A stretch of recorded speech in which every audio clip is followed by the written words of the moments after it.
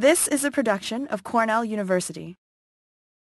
So when Carol and I first talked about making this presentation, she said she could talk for at least 3 hours, and I assure you that I could show you magic lantern slides from the early years of this campus for another 3 hours.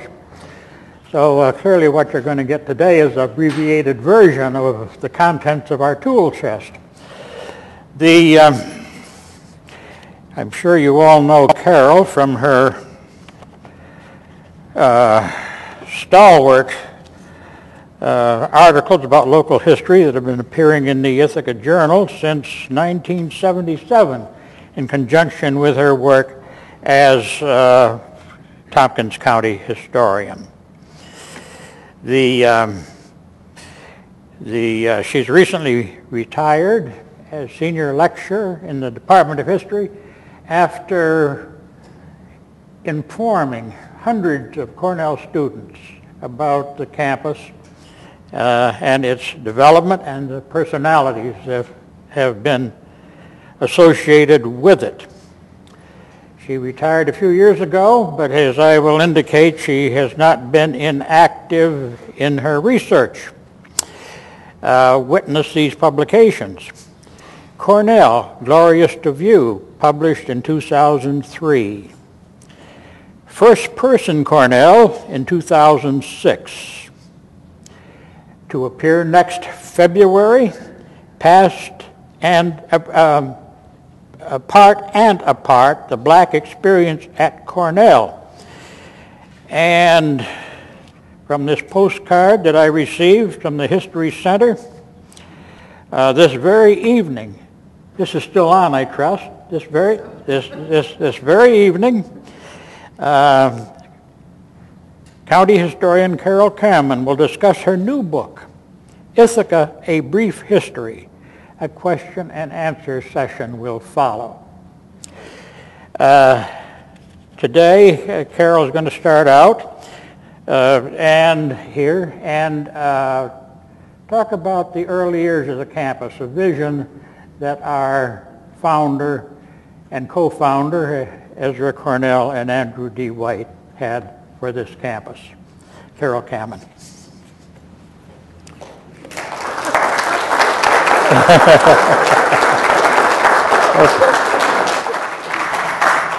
Over to you. Okay, I'll try. All right. All right? Yep. I hope, whoops, we're hooked together. I hope you can hear me. Can you? It sounds weird from up here. When Gould suggested this, I did not say I knew enough for 3 hours. I knew enough for about 10 minutes, and I'm going to try to just give an introduction to what Gould's going to do. And Gould knows all sorts of things I don't know anything about. But what I'd like to do is to talk really briefly about our two founders and their vision of what Cornell should be. Ezra Cornell was self-educated, had very little formal education. He wanted a university that would be open to poor boys because he believed they needed the opportunity that an education would bring them. So he was very interested in a practical education. He was a practical man himself. Carl Becker said he said little, and that little dryly, and I think that's probably right. He was interested when the campus was being discussed in buildings that would be utilitarian. What did students who were going to school need with frou-frous? He wanted utilitarian buildings. So I want you to think of Cascadilla Hall and Stone Row, sort of straight, solid buildings. And his other concern was that the buildings would be fireproof, because fire was the great danger to American colleges. Usually an American college in the 19th century consisted of one building, and when it burned down, which about 400 did before the Civil War, the college disappeared. So he wanted fireproof buildings, and you can go to McGraw Hall, which was built in thirds, so that if you were the student living on the 4th floor of McGraw at one end, and you wanted to visit your friend at the other end, you had to go all the way down the steps outside and then all the way up the other steps. because that way the building, we only lose a third of the building at a time. And so that was his idea. Ezra Cornell, I think, was an admirable man, but his vision of what the buildings should be were practical, and I think that's the best word for it. Andrew Dickson White was a very different kind of person. The university doesn't talk about White very much. The students all come here knowing about Ezra Cornell. They don't know much about White, and they really should. It was White who wrote the charter for the university in 1865. He was one of the most educated men in the United States. He had gone to Hobart College, graduated from Yale, had gone and attended a number of European universities. He had traveled widely. He was very influenced by the rise of the German research university in the mid part of the 19th century, and he was also a man looking for a great work for himself. So along came the opportunity to create the Morrill Land Grant College for New York State, and this presented White with his platform. And White really shaped what Cornell became. He shaped it in terms of how radical it would be, and it was radical. He shaped it in terms of what it physically was going to look like, except for the utilitarian buildings that Ezra Cornell insisted on. White, in his charter, created one of the landmark institutions in this country in terms of turning the American university away from a set curriculum, a university or a college that would be open to men of some privilege with enough money to attend, or those who were going to become ministers. White opened up this university to persons. Persons meant men and women, people of all races, and people of all nationalities. And all of these kinds of persons did come, and it's White's vision that did this. He also wanted the university to be a place of scholarship. He wanted exciting teachers. He didn't want teachers reading from a book and delivering material to the students. He wanted the teachers to be teaching from their own research, which immediately turns over the old model. If you are teaching from a book and delivering information to students, the students are then expected to learn what you give them. If you are teaching from your own research, as you all know, you are excited about what you've done to begin with, but in the second place, you are then pushing the boundaries of what White called known knowledge, the stuff in books. He loved books, but he wanted us to continue to ask questions and to further knowledge. And this was very important to him, and he thought the teaching would be better here. It also overturned the idea that the teacher knew everything, because he wasn't the only person who could ask questions. The students were invited into the whole enterprise of asking questions. This was very exciting. You all take it for granted because that's the way you've all taught, but this was very exciting at the time, which meant that we had a batch of fairly radical young professors who first came to Ithaca. He also wanted the university to be non-sectarian, not bound to any religious faith. And White, the other thing about White that was important is that he was a historian. He loved history, he loved the past, he loved tradition, and he wanted this university, and this is something we don't talk about anymore, he wanted this university to be full of beauty. He thought Yale was lacking lacking a poetical element. He said Yale looked little more than a bunch of barracks. He thought Brown and Harvard had put nothing on the campus for any other reason than utility. White believed that nature might nourish us, which it does, but that man's creative input, our artistic vision, that which we have thought and considered, mattered greatly. So he was a marvelous humanist. He thought it was important to recognize and appreciate the earnest agency of human beings. It's a marvelous way of thinking about an educational institution. He wanted the university where the buildings would be inspirational and instructional in themselves. He wanted the students inspired by what they lived among. He wanted impressive stone buildings that echoed the greatness of the past. So I want you to think in terms of White's building on the original campus, Sage College, Sage Chapel, the White, and the White Mansion, which is today the Society for the Humanities. He wanted the place full of tracery, capitals, columns, and corbels. Nothing could be more important or more influence than beauty to the moral and intellectual instruction of students. And this is sometimes something we forget. He fought every trustee economy. There would be a building proposed. The trustees would say, well, let's take off this much of the money so we don't need all these extras. And White fought the trustees when they became Scrooge-like. He wanted a university that was more than hard, dry, unattractive boxes. He thought beauty would uplift students. This is a very nice thought.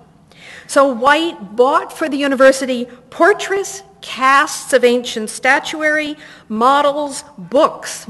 This university opened with a library of 35,000 books. I don't have figures for other libraries, but I know at the University of South Carolina they had 300 books. They were all in the dining room of the president of the library. You had to go in and sit in his dining room and read the books. We had 35,000 books, and from the beginning the idea was the students would have access to all of this. He also put in the stone bench that overlooks the valley. He installed the Eddy Gate, which was called Andy White's chocolate layer cake. He saw that the stone bridge over Cascadilla Creek would be beautiful, and you should go. I know you've seen it, and I know you've walked over it, but you should go look at it. It's a beautiful bridge. We don't appreciate it enough. He bought the Venetian stone wellhead that's outside of Sage College, Sage Chapel right now. It's now covered over for the winter, but when they uncover it again, go look at it, because there's a wonderful story attached to it. He thought it would be beautiful, and he thought it would have a significance to the university. He gave the university his vast architectural library, which was the best in the country.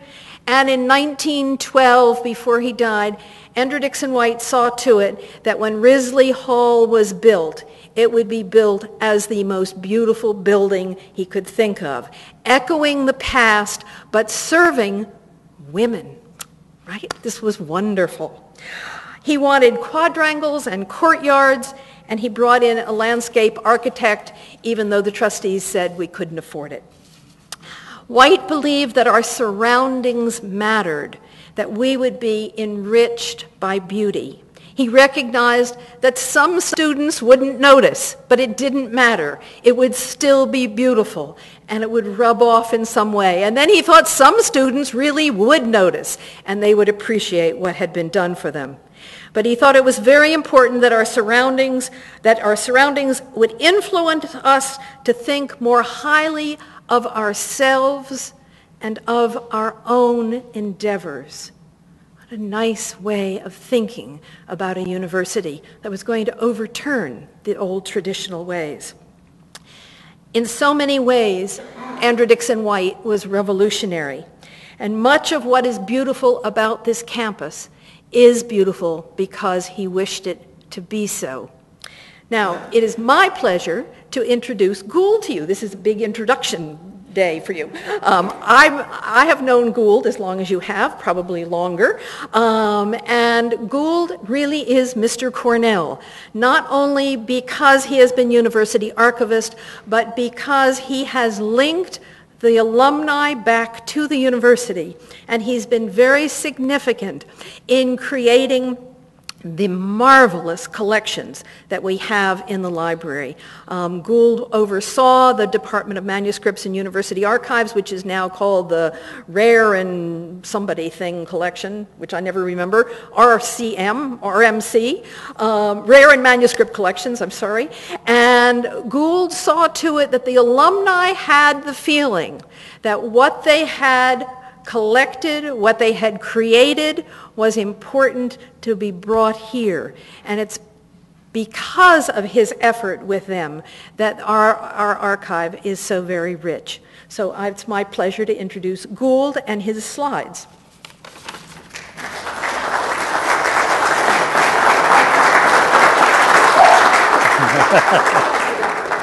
Yeah. I'm not very good. Now you deal with it. Okay, over to me. You deal with it worse than I do, don't you? Yeah, about the same, I think. It's There. Okay, gotcha. So, can you hear me out there? Well, Carol, it's good to be reminded of all that good stuff that I'd done back there. I'd sort of forgotten. What I'm going to do is, at this point, Bill, will you be timekeeper on this because I really could show you magic lantern slides for 3 hours or longer. These are glass slides about 3.5 by 3 inches, either black and white or hand tinted, that were one of the principal teaching devices at this and other universities here from 1868 until about 1940. Many professors, particularly in the sciences, had a set made by the university slide maker. These were slides made by Mr. Troy. So let's see the first one. And this, of course, is Cascadilla. Can we improve the focus a little? Pretty good back here. I think there we go. Well, this is a view right over here of the university pig pens on the present site of the parking garage in College Town. Cascadilla Hall has had a fire since 1868. It was the first building of the university. It was there, it had been a failed water cure establishment. Ezra Cornell was a trustee, and so they were able to latch on to this building for both instruction and living purposes. The faculty, the initial faculty, lived there, including the president, along with a number of students.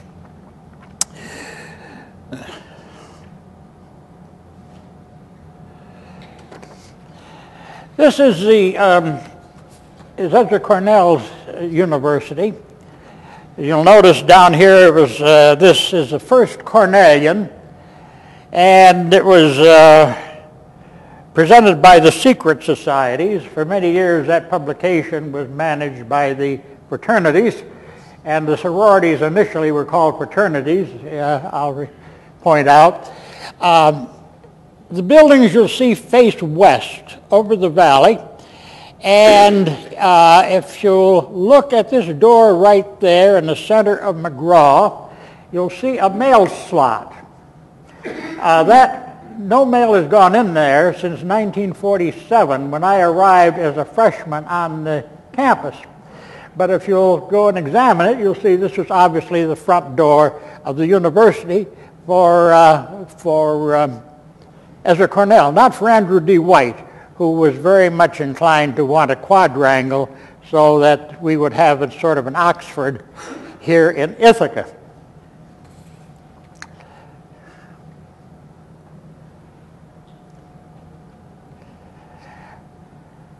And here is the university about 1869, 1 year after it opened, with South University, now known as Morrill, over here, North University, now White, over there.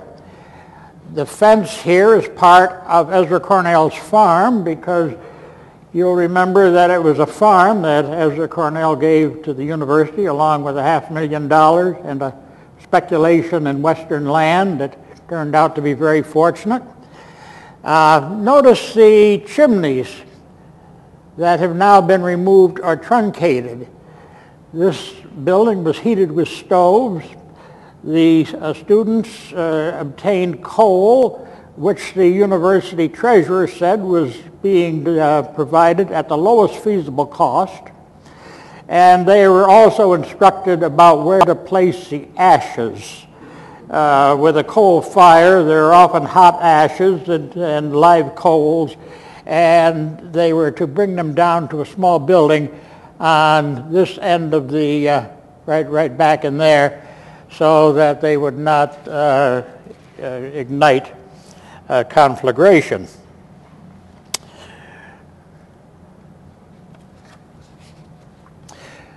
Well, here we are a few years. Here you can see the entire campus except for Cascadilla Hall. Notice the position of the chapel, of Sage Chapel.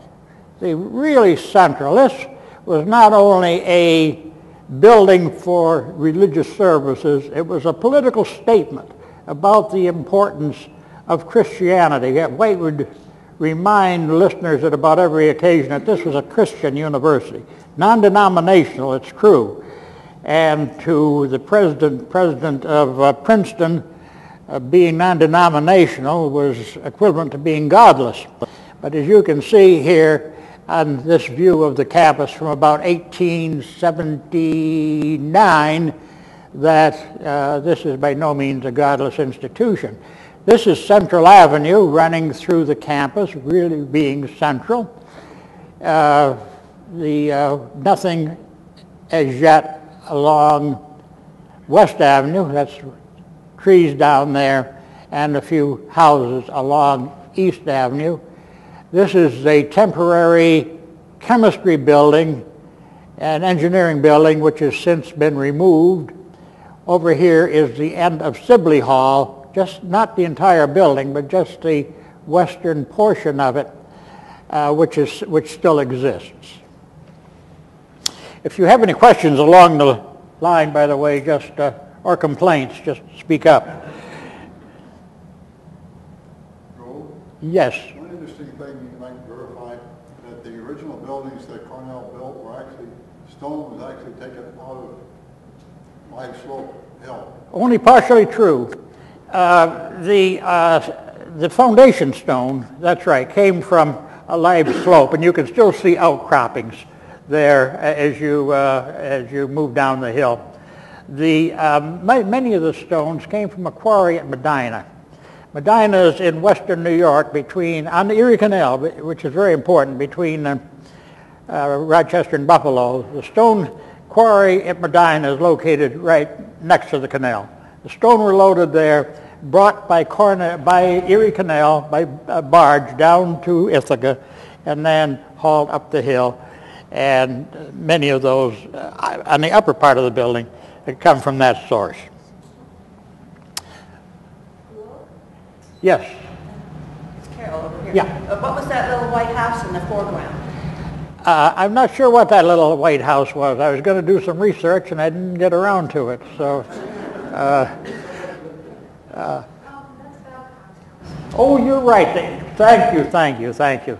Babcock was the professor of architecture and designed a number of the campus buildings, including Sage Hall and the chapel. In fact, you'll see a bust of him as you go in the south door of the chapel, and that's right. That was his house. I might point out that this tower. Back about 30 years ago, a Cornell undergraduate came to me and asked me if it was true that a cow had been brought into the library tower and taken up to the top. And I said, well, why don't you get the measurements of a cow and then come back and tell me if it's true or not?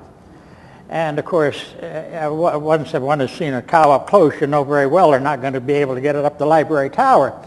That story is related to this much smaller tower, which has long since been removed from the Sage Chapel.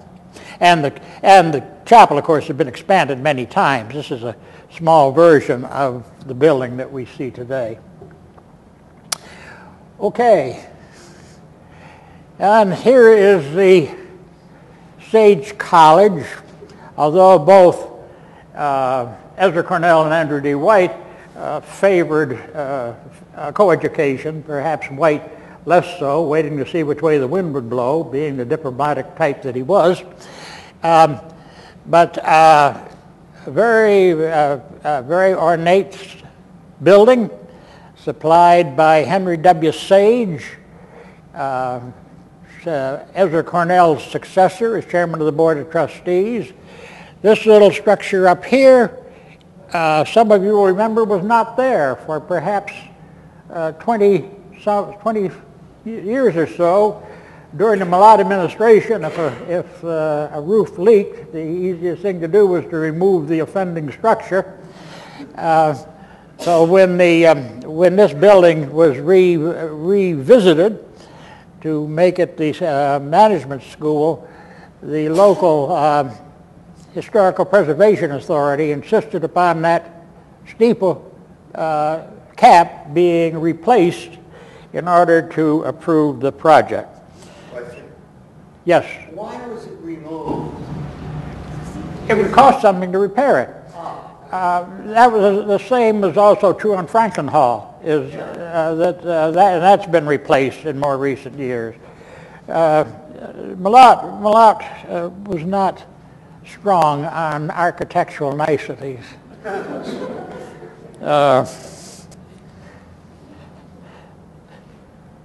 tower blew over in 57, I think, and that's why they didn't put it back up. Yeah, a windstorm got the better of it.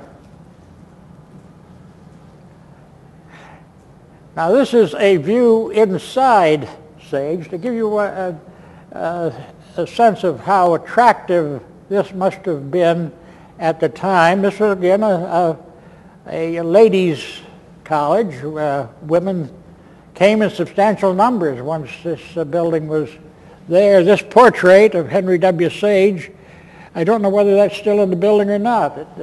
It did grace that scene for many, many years. I remember seeing it there.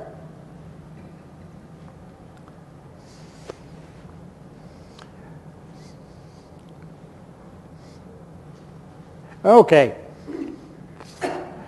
Here's another view of Sage with East Avenue. You can see this is about, this is about 1880.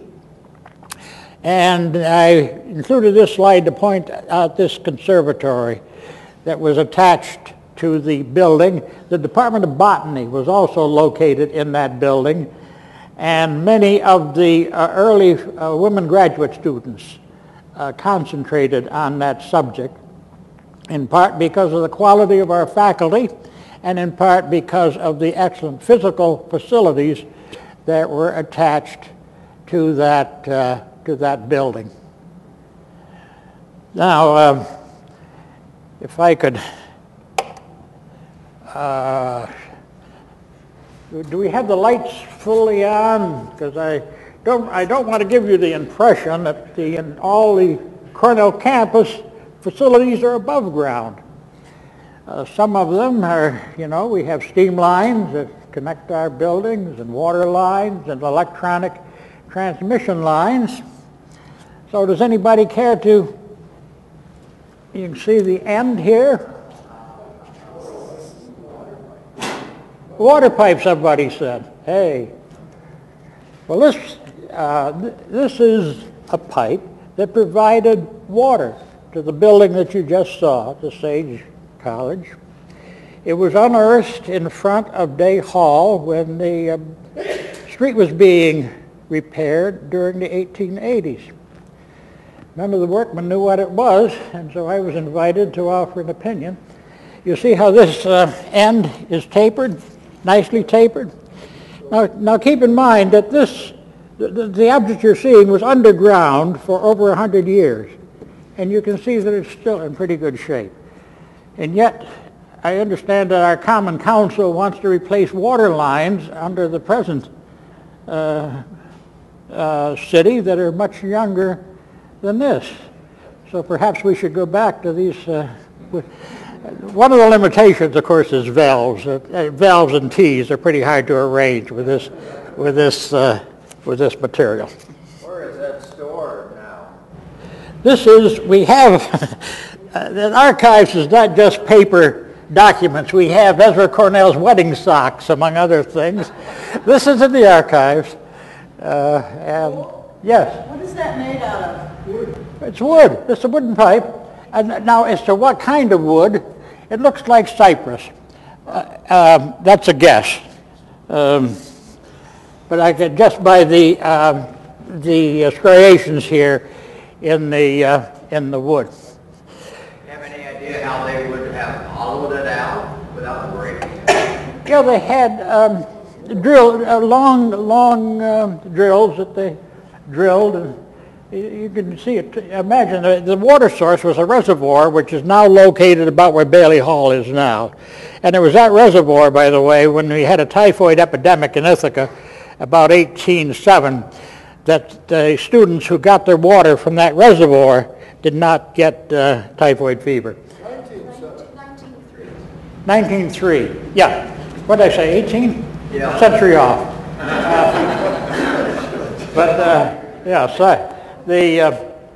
But imagine the number of these it took to get from the reservoir down to Sage. Well, moving along.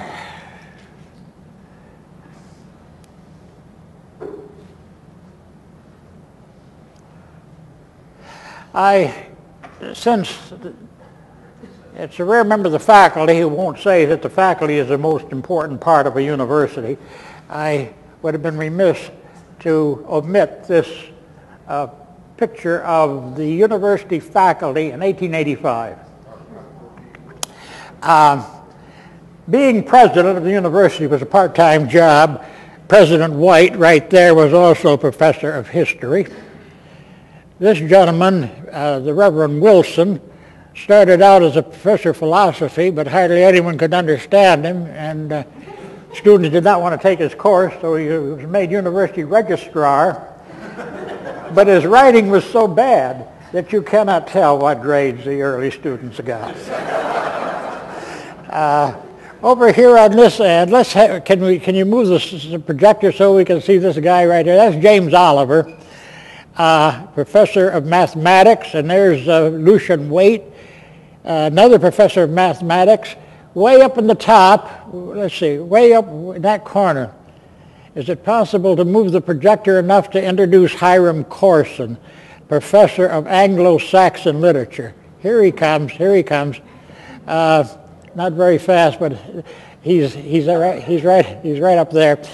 He would go around the country giving lectures at high school commencements and talk for 2 hours. Now keep in mind there was no air conditioning then, and people had little fans, but apparently he could keep his audience entertained. Oh, here's Charles Babcock, speaking of the first professor of architecture and the architect for the Sage College. Right there he is. The older gentlemen, the senior gentlemen, all have beards. Witness these guys, Andrew D. White and Professor Oliver. The younger chaps, you'll see, don't have this, but none of them, I think, are totally hairless on their face, just a mustache. Gould, have you got any of the walking sticks that they seem to have all as a sort of a badge in your archives?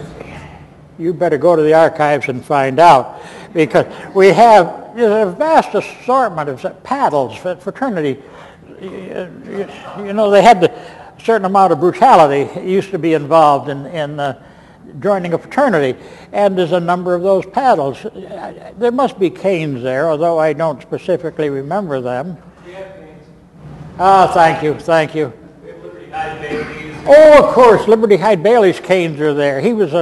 He enjoyed collecting canes. He was interested in the woods and in the design. What a guy.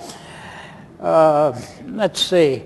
Oh yeah, this is a Lincoln Hall. So now we're up into the 80s now.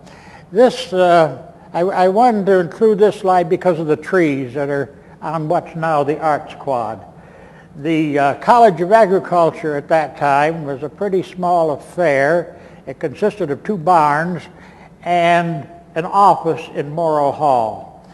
But it had not yet surrendered this territory here on what later became the Arts Quad, and you can see some of the university apple trees. The stonework looks very new. I think this was probably taken the year the building was opened.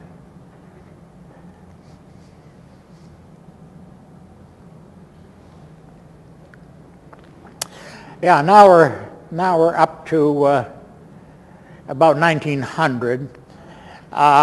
This is Boardman Hall, a law school, original law school, which was raised in 1958 in order to make room for Olin Library.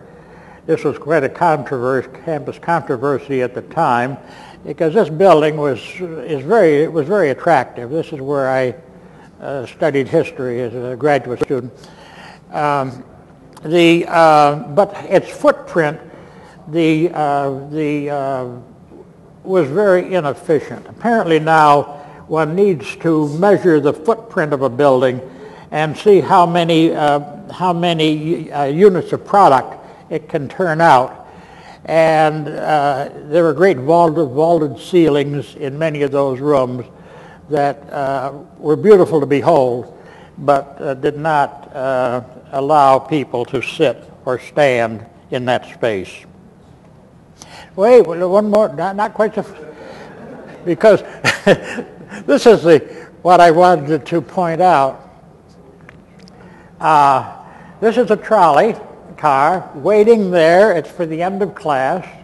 When classes ended, the students and faculty could get on there and go downtown. This is a spur that goes up to East Avenue, and then the trolley made a loop going over Trip Hammer Bridge and down through to the Stewart Avenue Bridge, and then back down to the train station. And that operated until the 1930s. And How was it powered? it was powered by a plant in Fall Creek, which generated electricity, but sometimes the creek flow was insufficient to provide sufficient power, so it was also a coal-fired boiler on that location. And if you look carefully, on that location you can still find pieces of coal from 100 years ago. But now of course, we have a somewhat superior public transportation system that's not just limited to the campus and Ithaca, but goes to the far reaches of Tompkins County and Schuyler County, Hank DeLay assures me. Okay.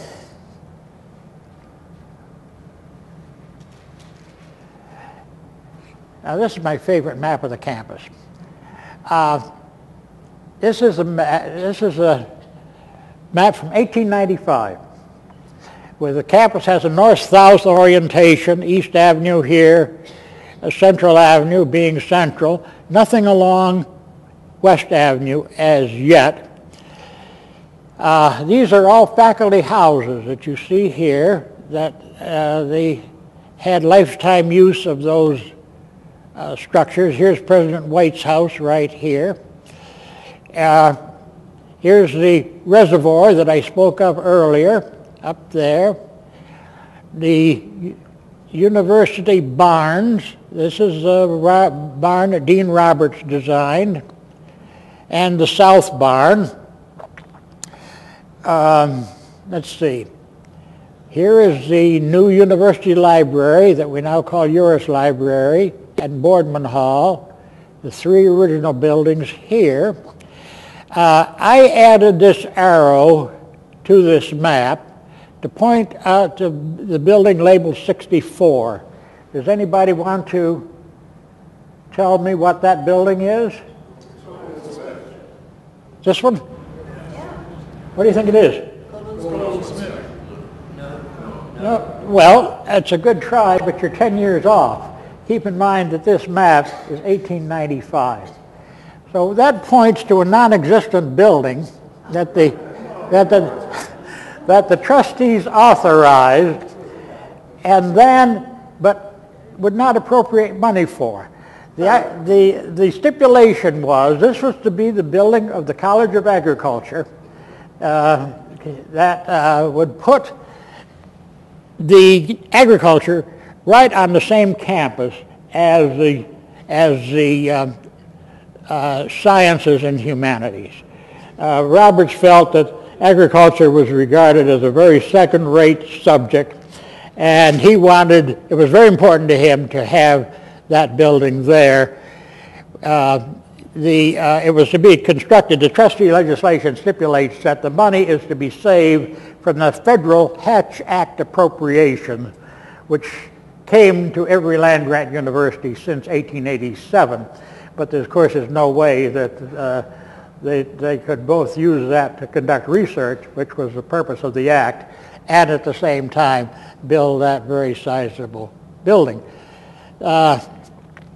This part was built first actually as a dairy industry building with a state appropriation. This was the first substantial state appropriation, and if you look carefully at the portico on the north side, which is still there, you can see a pipette, part of the Babcock test for butterfat content, which was the original means of determining the value of milk. The greater the butterfat, the more valuable the milk. How times have changed. What else can I tell you that's fun about this? This is Sage with the courtyard inside, which has since been eliminated. 83, 84 is the Statler. Yeah, that's right. The Statler's right here. One of those houses, by the way, was Liberty Hyde Bailey lived in one of them. I forget. Who did? Cushman. Oh, Cushman. Robert Cushman in government in one of them. Yeah, I didn't know that. Yeah, up here, by the way, is the College of Engineering. In the 19th century, most land-grant universities were primarily colleges of engineering. And this is the big, look at all of the construction up there. Some of those buildings have since been removed that were north, that were on between Sibley and the University Avenue. Yeah, a lot of... The reservoir, where did the water supply come from for the reservoir? From Fall Creek. It's almost a gravity, the intake was up the creek a ways. And so that was the source of the water. Relatively uncontaminated at that time. Since then, there's been a few septic tank systems located along Fall Creek. Okay.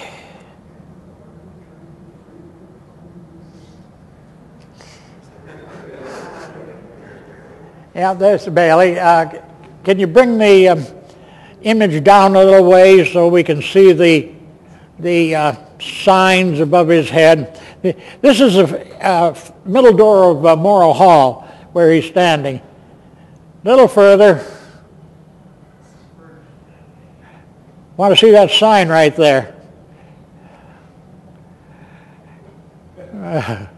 Guess we're not going to make it. One of these says the College of Agriculture, and it was not the New York State College of Agriculture then, but the Cornell College of Agriculture. And over on the other side is another similar sized plaque indicating the headquarters for the College of Forestry. We had a College of Forestry here until Cornell got in a slugfest with Syracuse University, which at that time was a Methodist university and had Methodist preachers supporting it all across the state, and they thought their claim to the College of Forestry was superior to Cornell's. And guess where the College of Forestry is today?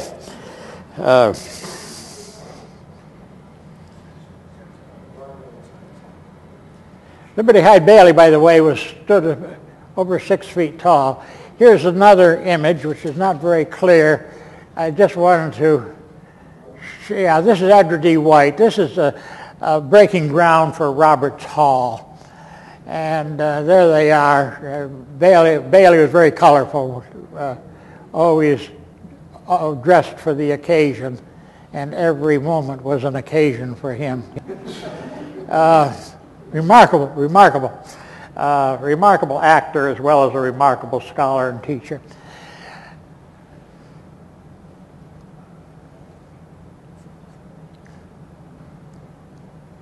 And this just illustrates my last statement.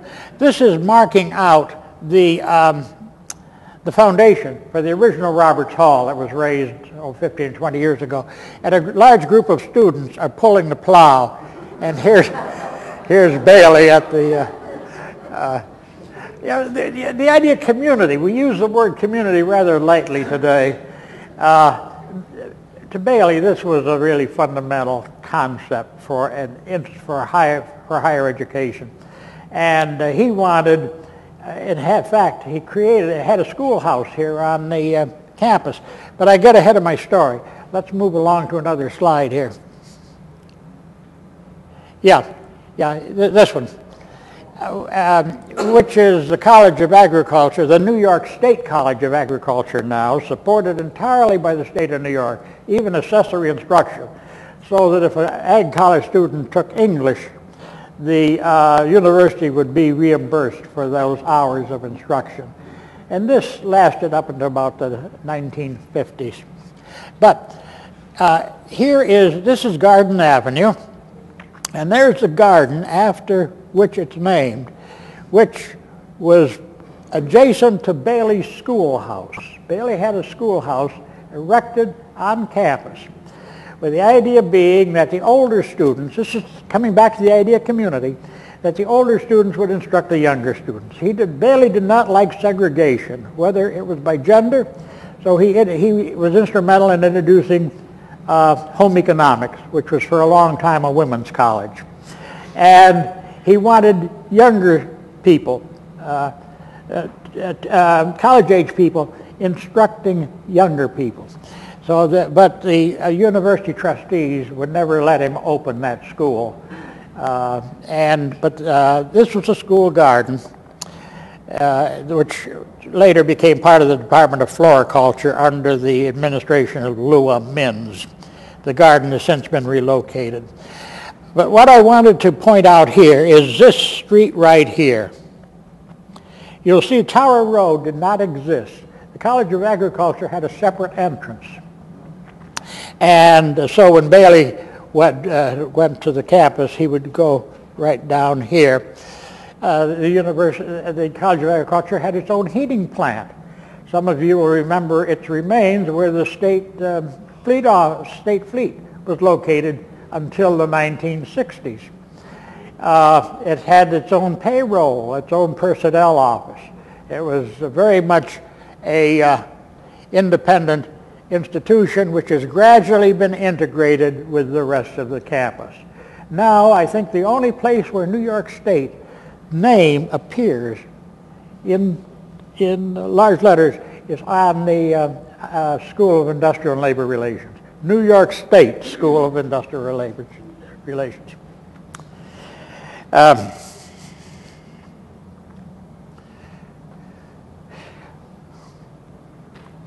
Okay, next one.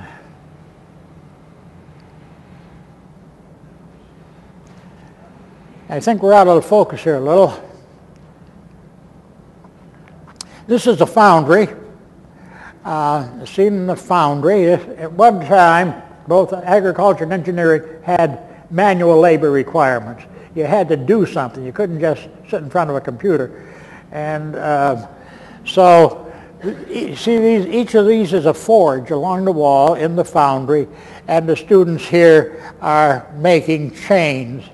I take it this was about the time of World War I from the U.S. here, which is they put on the floor for the photographers. This is the head of the foundry there, a man, I've forgotten his name. He looks kind of self-satisfied there, doesn't he, in that picture. Yeah. Yeah, education has changed, all right.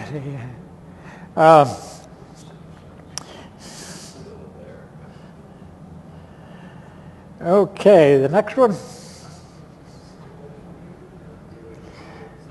Okay, this is about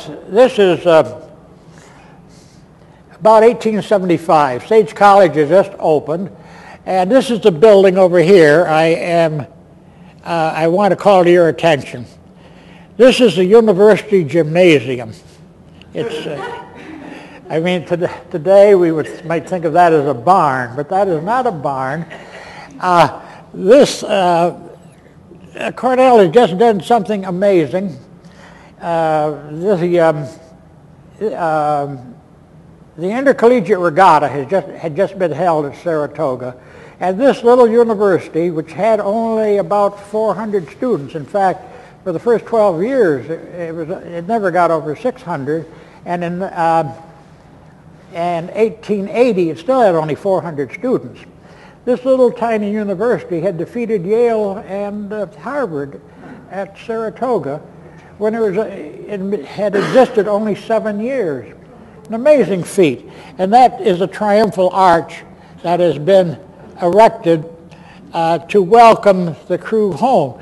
According to Bishop's history, that arch says "good boys," but there's many more letters in it than that.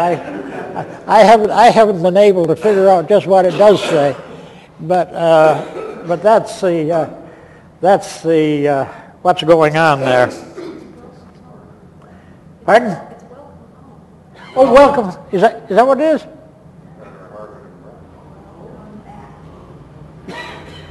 You think? Are you sure it's welcome home? Or is that a guess?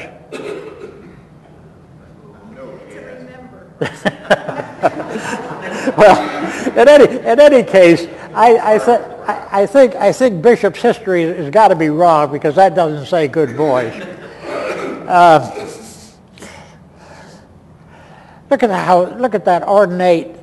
Here, this is still there. Those front steps on Sage Hall, although these vases have been truncated. Look at that hat. Wow-wee, boy, a well-dressed young lady. But you can see that some care went into landscaping at that time, and again today. Is that facing? Is that the parking lot by Sage? No, you're facing west. This is the front entrance to Sage, and this is south. This is Central Avenue, which at that time was known as Houston Street once you got down to the edge of the campus. Tell us again the date. 1875. Very young campus. Okay, let's take another.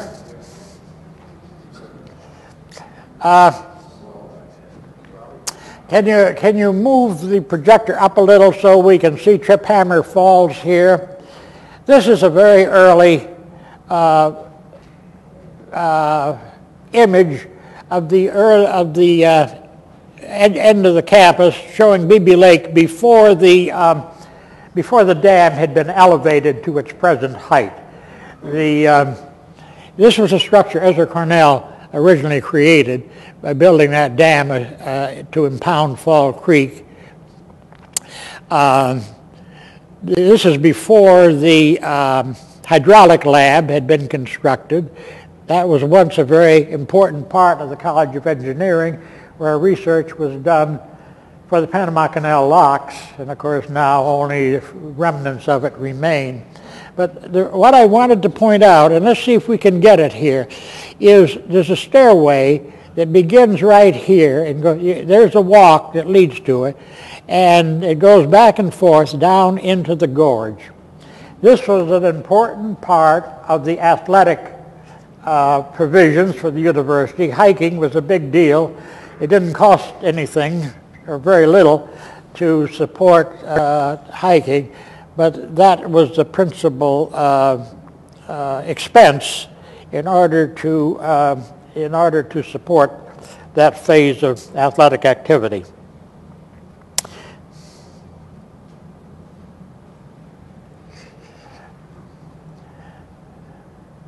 This is on the Arts Quad, what's now the Arts Quad. Looking back up toward where Olin and Rockefeller Hall are, back on that hill. Here are various spectators. You can see various members of the faculty, students here, townspeople. A real sense of community. It is said, in fact, that from this site that you see here, John Olin, the great John Olin, a benefactor of Cornell and a number of other universities, hit a baseball on this site that went all the way to Sage Chapel. Yeah. Isn't that part of Cornell history, Carol? You don't know that? Well, God, this is... well, I mean, I don't know that it actually happened, but it's part of the historical record. And one student, in fact, wrote that he had helped, that he had picked up. It's in his, we have over 200 so-called stump books in the archives. This is before kids had radios and could go to the movies, and they would produce stunts. They would make the costumes, write the script, invite their friends to see the thing enacted. And one of the students in one of those books is recorded having picked up that baseball that John Olin hit. So that's pretty good evidence. I guess it's true. Okay,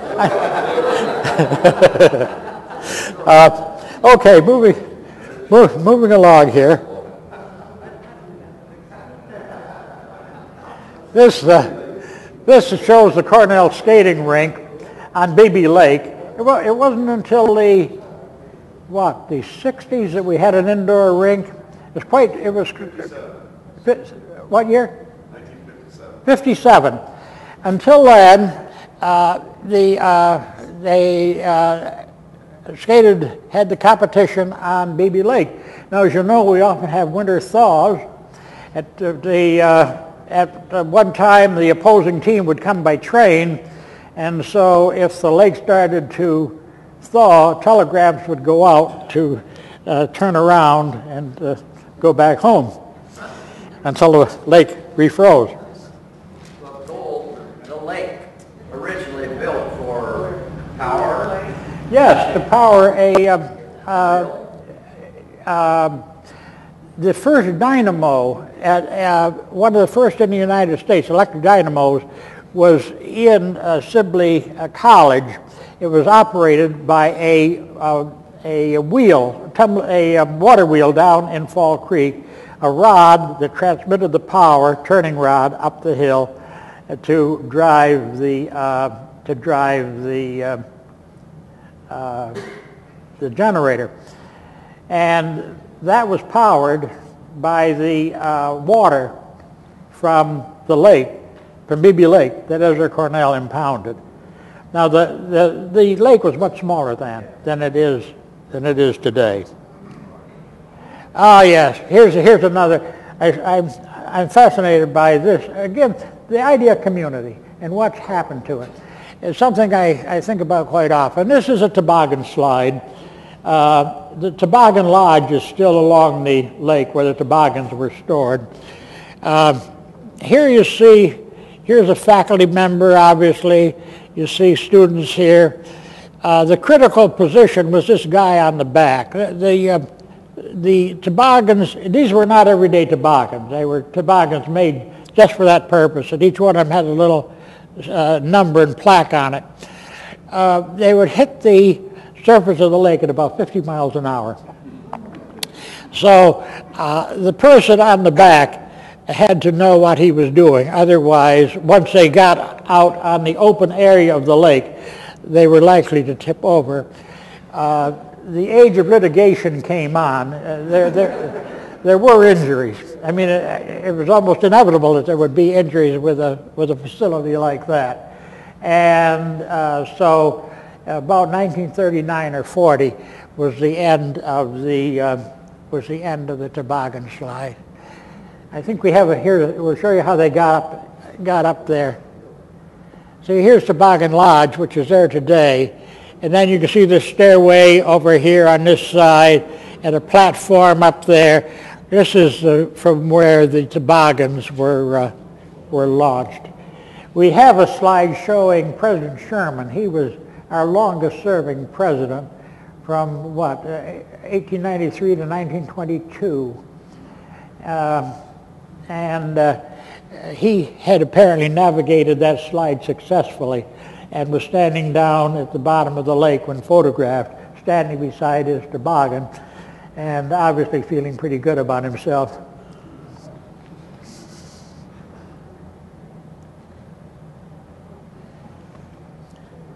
This is the football field at that time, which was down on the, this is Gun Shop Hill in the background.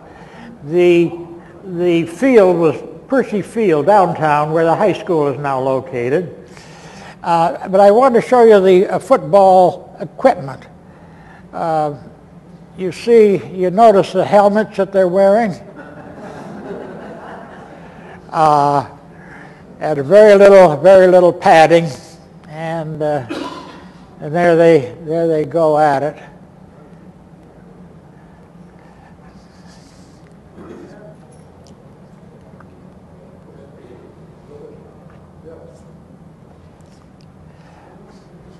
But this is Cornell's by far largest sport that you see illustrated there. You see what's happening? This is downtown Ithaca, and that's right. This is they're getting ready for a crew race. As you can see, a lot of people are there. Tickets were sold. The tickets were identified by the car and the seat that they would occupy within each car. Those trains were quite long. This could be about 10 cars or so. Each one had a little platform on it with an announcer who would call the action. As the crew moved down the lake, the crew train would move parallel to the crew. There were similar facilities on the Hudson, at Poughkeepsie, and on the Connecticut River at Yale. So this was very much a spectator sport and was by far the biggest deal in athletics in the 19th century. Is that a wider than normal rail gauge? No, that's the regular track, what's now what was the Lehigh Valley track. I have to be careful speaking of railroads in Ithaca about was and is.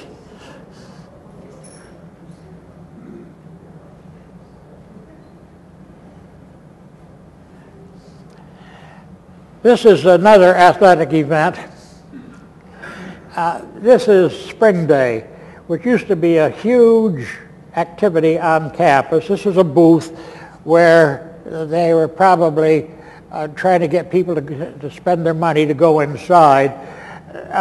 This was one of the means of financing the athletic program at that time, of Spring Day. The coaches were not paid by the university until the 1930s. And it's interesting that once the university started to pay the coaches, the quality of our football team went down remarkably. It was, I think in 1939, Cornell beat Ohio State, and pretty spectacular. And this was all funded through Spring Day activities. Students and faculty bought books of coupons which provided admission to the various events. You have to think about progress here sometimes and how it works. This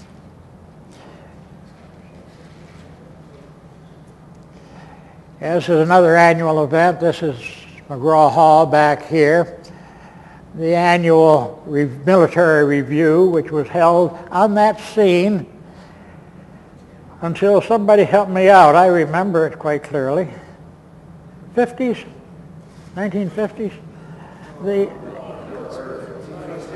Well, what ended it, I remember what ended it, is the architectural students. That college used to be headquartered in Whitehall, on the top floor of Whitehall, and some students somehow rigged a loudspeaker in the tree. And so when the colonel of the head of the ROTC started his speech, the students played blah blah in the Fuhrer's face on the loudspeaker. And when the campus police ran, I mean, it didn't take them long to figure out where the wires led. The students had locked the door and they dumped water out of the top floor down on the campus police. But that was pretty minor stuff. But of course, as we all know, the student activity became more intense thereafter. Well, here, my golly, there's only a couple more here. Okay, this is a map from 1924. And you can see that over here, it was the part of the campus that appeared on that earlier 1895 map. The College of Engineering is still located up here at the north side. But what has happened is that the whole university has moved to the east and west with the construction of Tower Road. Now the College of Agriculture no longer has a separate entrance. Its constituencies are developing down here, an athletic constituency. Here, College of Agriculture, veterinary medicine, right in here. Drill Hall. So of course, this is now the ILR, but if you look over this building here, you'll see animals over the doorway, and sometimes students will ask, well, what are they doing there in that school anyhow?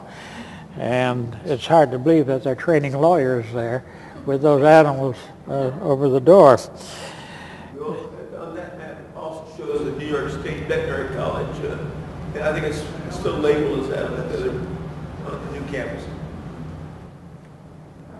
Now, you had said the industrial labor relations was the only one called New York State. I think the veterinary college also is called New York State Veterinary College. Yes, yeah. Oh, thank you. And the name is actually on the veterinary college, New York State. I think so. Yeah. It certainly was down there. Okay. Well, it's very prominently displayed on the ILR school, and so I'm glad to know that it's on the vet college also. Now you see the reservoir is still intact in this right up there at that time. Some of you may remember that circle. Martha Van Rensselaer had her house back along that circle. There are some barns that burned down in I think the 1950s. Okay, Walt Relihan asked me if I was going to show you any images of buildings that did not happen.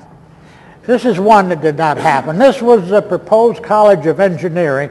Cornell had fallen back in engineering behind its competition, but in the 1920s and 30s, and so a new campus was designed.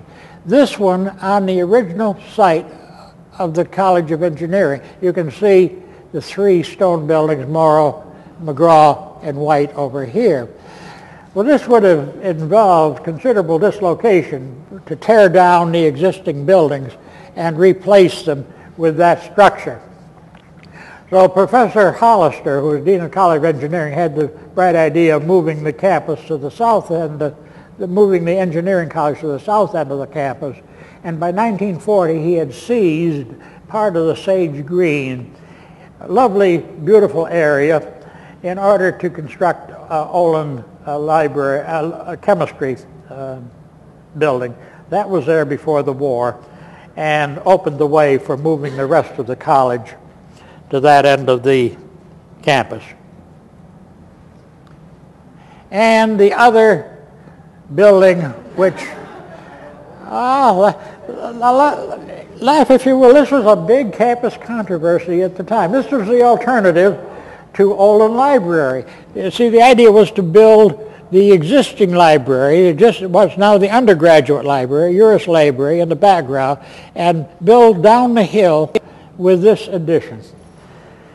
And you see, this would have left Boardman Hall intact, but instead the final decision was to tear down a very attractive building, which at that time housed the Department of History and Government, and create a building that has little architectural merit, and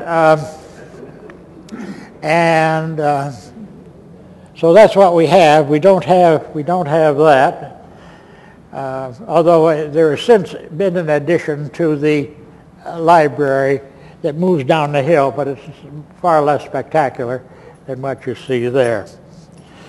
And I think that is the collection of slides that I have brought with me today.